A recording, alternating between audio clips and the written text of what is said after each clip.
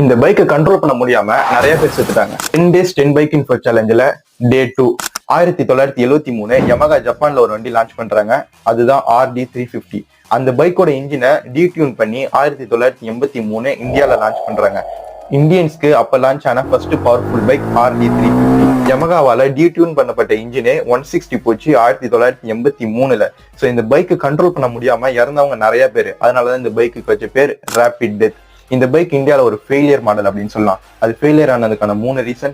First, இப்போ Duke 390ல எந்த எலக்ட்ரானிக்ஸுமே இல்லாம ட்ரம் பிரேக் வச்சு ஓட்ட சொன்னா எவ்வளவு பேருக்கு தைரியம் இருக்காது ஓட்ட.